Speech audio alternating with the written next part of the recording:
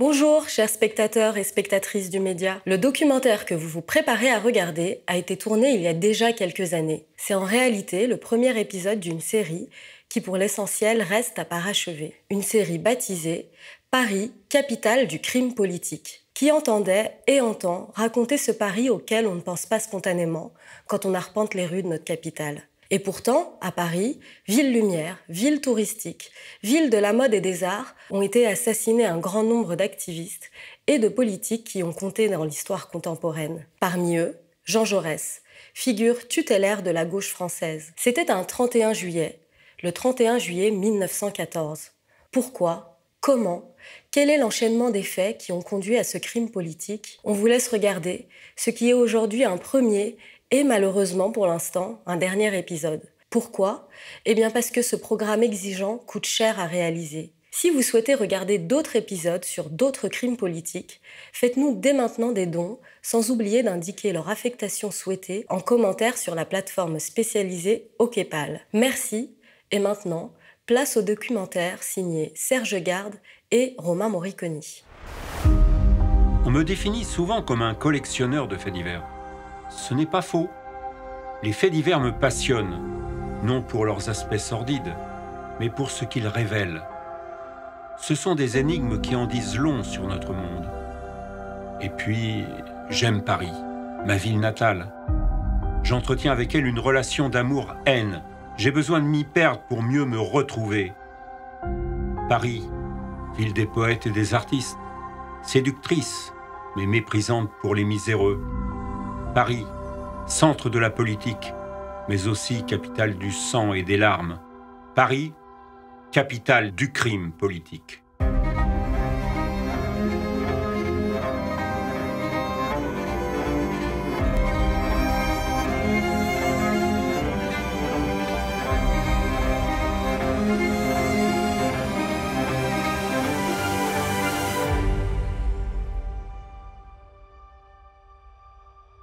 Et c'est de ces crimes dont je veux parler. Mehdi Ben Barka, Dulcie September, Ali Messili, Sonia Rosenweg. Ces victimes, certains voudraient les effacer de nos mémoires, parce que leurs noms, écrits en lettres de sang, font tache au pays des droits de l'homme. Eh bien, refusons l'oubli. Tenez, nous sommes rue Montmartre. Et c'est ici, au soir du 31 juillet 1914, Jean Jaurès a été assassiné. Je pensais sincèrement que tout avait été dit sur ce crime. Jusqu'à ce jour de 1974. Je faisais des études d'histoire et j'ai rencontré un vieillard qui avait survécu à la grande boucherie de 14-18. J'ai allumé mon magnétophone pour qu'il me parle du chemin des dames, de Verdun, des tranchées. Merci. Mais il m'a parlé de Jaurès. Écoutez, c'est exceptionnel. Voilà, je suis Raymond Bellu, né en 1896, 78 ans aujourd'hui.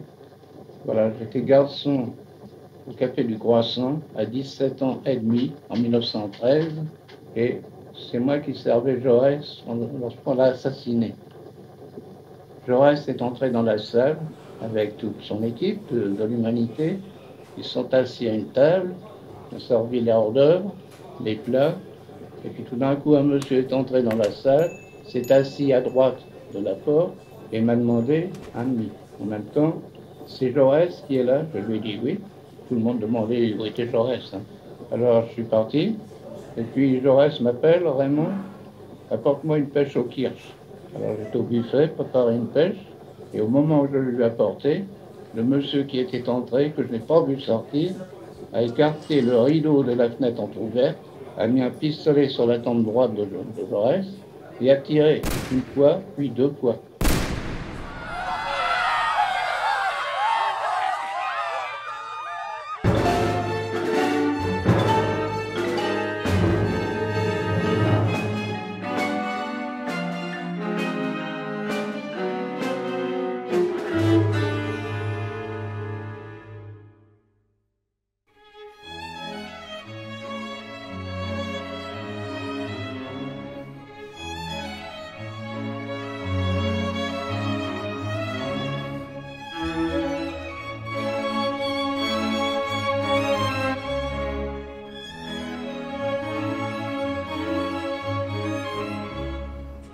C'est ici, à l'angle des rues Montmartre et Réaumur, que Raoul Villain a été plaqué au sol, arrêté. Il revendique immédiatement le crime. Bien que proche des milieux nationalistes, Raoul Villain dit ne pas faire de politique. Non, il ne connaît pas Jaurès, ne l'a jamais lu ni écouté, et pourtant il le hait. Et d'où vient cette haine? Pour comprendre, remontons le temps jusqu'au dernier jour de paix, avant le déclenchement de la première grande boucherie mondiale. À l'époque, ni radio ni télévision. Les faiseurs d'opinion, les journaux imprimés. C'est l'âge d'or pour la presse écrite. Plusieurs titres dépassent le million d'exemplaires. Et que lit-on depuis des années dans la presse bien pensante? Que l'Allemagne est notre ennemi, qu'il faut lui reprendre par la force l'Alsace et la Lorraine perdues en 1870. Une spirale de la violence que dénonce Jaurès. L'heure diplomatique est à l'alliance franco-russe. La presse dans son ensemble présente le tsar comme notre allié indéfectible. Aussi, la presse conservatrice désigne sa bête noire, Jean Jaurès, député socialiste et créateur du journal L'Humanité.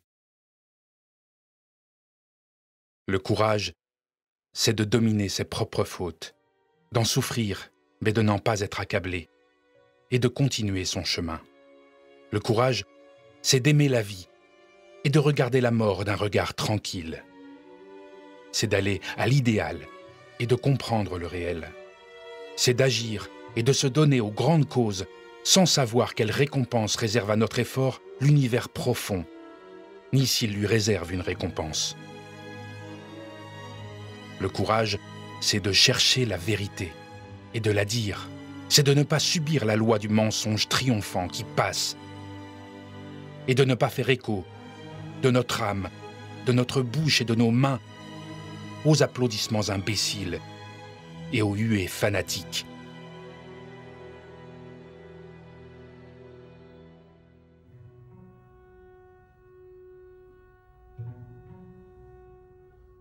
Jaurès, un tribun redouté et redoutable, aussi bien à la tribune de l'Assemblée nationale que dans ses éditos au vitriol.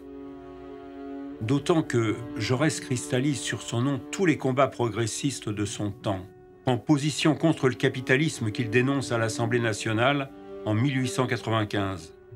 Toujours votre société violente et chaotique, même quand elle veut la paix, même quand elle est à l'état d'apparent repos, porte en elle la guerre, comme une nuée dormante porte l'orage. Face à ceux qui vendent l'idée d'une victoire facile et rapide sur l'Allemagne, la fleur au fusil, Jaurès prédit une guerre longue, barbare, l'apocalypse, canon tirant de plus en plus loin, obus de plus en plus meurtriers, mitrailleuses au service de la grande faucheuse, véhicules blindés, aéroplanes.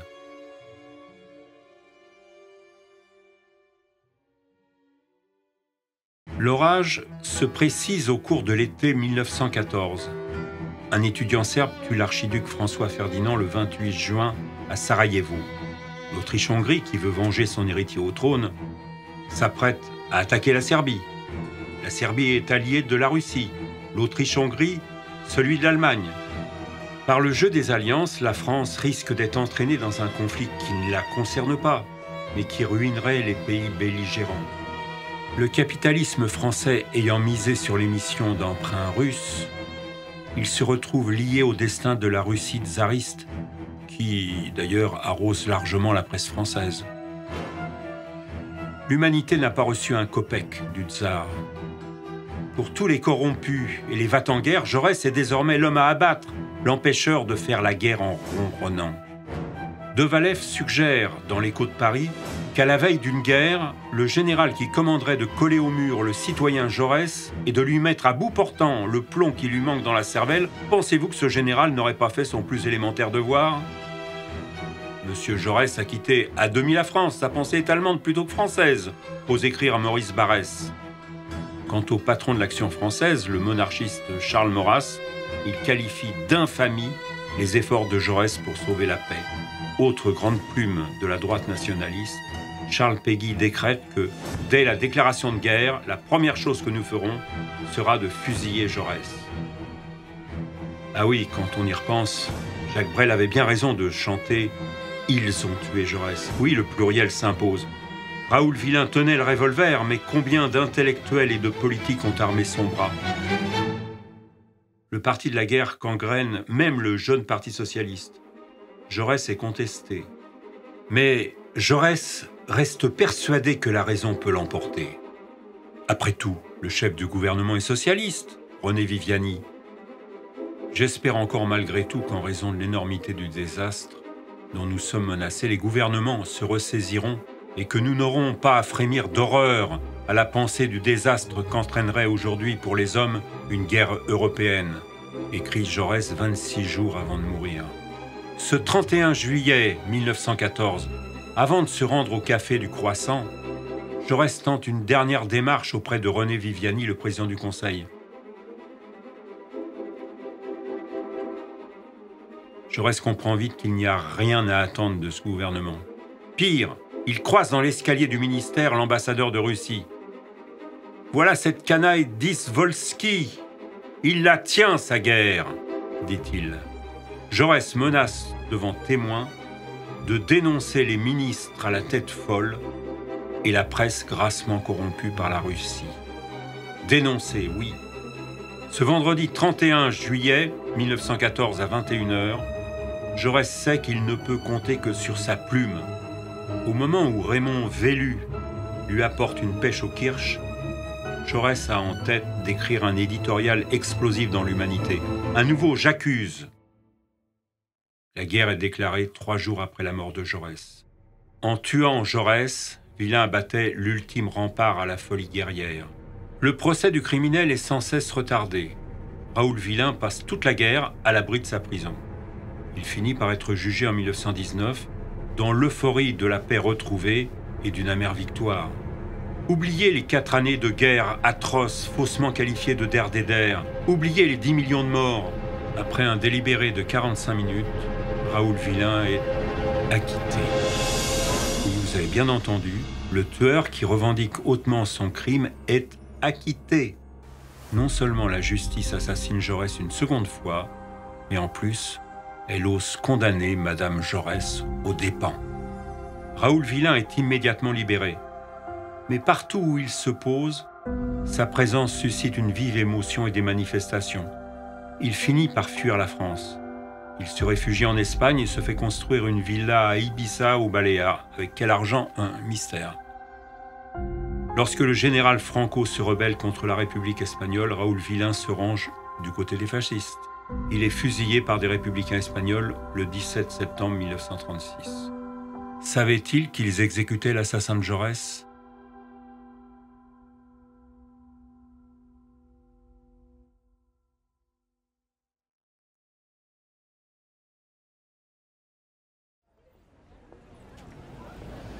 Bonjour Charles. Bonjour Charles Sylvestre. Merci d'avoir accepté notre interview. Bonjour Serge, c'était un plaisir. Je commencerai par une question qui va peut-être te paraître un peu bizarre, mais lorsque les républicains espagnols tuent à coups de revolver Villain, est-ce qu'ils savaient qu'ils exécutaient l'assassin de Jaurès? On ne sait pas. Sur Jaurès, on ne sait pas tout. Bon, qui était-il, ce Raoul Villain? C'était un petit médiocre, fils du greffier du tribunal de Reims, bon, qui ne réussissait rien, qui errait un peu partout. Et il a eu cette idée, à un moment donné, puisqu'il y a des gens comme Maurras qui disent qu'il faut tuer Jaurès et tout, lui, il s'est dit, je vais être un héros. C'est moi qui vais tuer Jaurès. Et au procès, quand il a été interrogé, au procès de mars 1919, le président l'a interrogé, il lui a dit « Mais pourquoi vous avez tué Jaurès ?»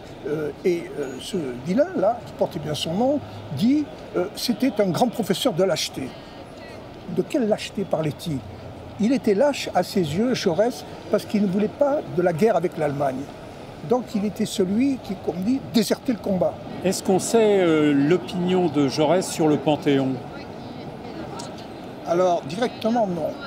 Non, on le sait parce que dans un livre d'Aristide Briand, qui a été très proche de Jaurès, avant d'ailleurs de devenir lui-même président du Conseil et de s'éloigner, disons, du socialisme.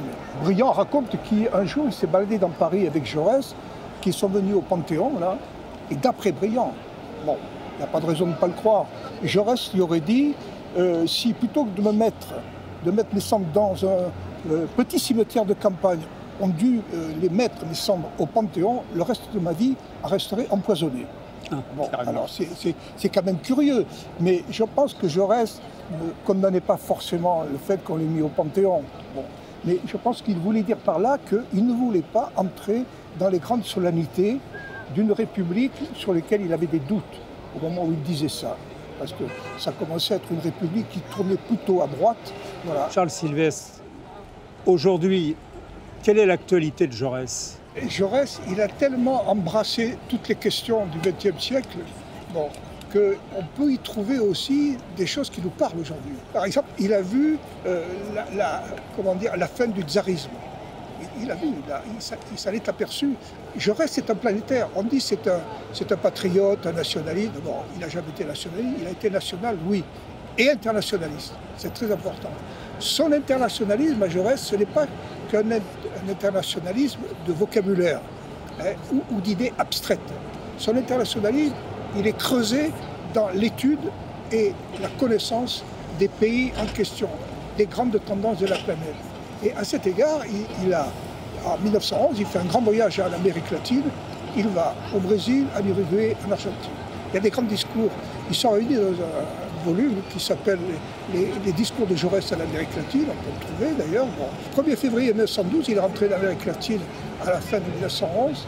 Et il va à la Chambre des députés et il fait un discours sur quoi? Sur l'islam. Il dit, messieurs, vous ne connaissez pas l'histoire musulmane, vous ne connaissez pas le droit musulman, vous ne connaissez pas cette civilisation ancienne et magnifique.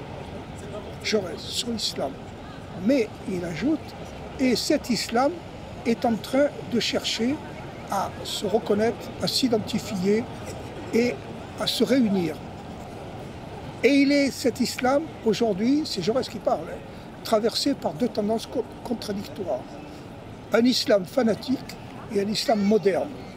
Cet islam moderne, c'est l'islam qui va être capable de relire son vieux livre de prière, il parle du Coran évidemment, bon, dans un esprit de liberté et de paix, voilà, et de justice et de paix. Donc Jaurès a compris, et il explique ça très bien, de sa façon pédagogue à un moment donné, qu'il faut regarder l'islam avec attention. Il ne faut pas le prendre en bloc, il ne faut pas, comme c'est une religion qui n'est pas la religion comme la religion catholique, il faut l'étudier, il faut le comprendre. Donc voilà, Jaurès, toujours, moi je dis, la grandeur politique de Jaurès, c'est parce que ça commence toujours par la connaissance, l'étude, la connaissance. Quel serait le principal enseignement de Jaurès que pourraient en retirer les jeunes d'aujourd'hui? Alors Jaurès, il a quelques mots qui s'adressent à la jeunesse qui, pour moi, sont extrêmement importants. C'est un grand discours, hein. Il est historique, il s'appelle « Discours à la jeunesse », 30 juillet 1903, au lycée d'Albi. Bon. Et il dit aux jeunes, ne venez pas à nous par mode, parce que ce que la mode nous a apporté, la mode nous les reprendra. Venez par conviction. Et il leur pose une question. Qu'allez-vous faire de votre jeunesse? Qu'allez-vous faire de vos cerveaux? Qu'allez-vous faire de vos cœurs? Qu'allez-vous faire, jeunes gens, de vos cœurs? Qu'allez-vous faire de vos cerveaux? Qu'allez-vous faire de vos 20 ans? Bon. C'est-à-dire, si on y réfléchit bien, Jaurès ne leur dit pas ce qu'il faut faire, s'ils ont 20 ans, s'ils ont des cerveaux, s'ils ont un cœur. Il ne leur dit pas ce qu'il faut faire. Il leur dit, posez-vous vous-même la question. Qu'est-ce que vous allez faire à 20 ans de vos vies? Bon. Voilà, donc c'est ça, on peut dire, c'est la méthode Jaurès, d'engager un petit peu ceux auxquels il parle. Charles Sylvestre, merci de nous avoir fait partager votre culture et votre passion pour Jaurès. Merci à vous.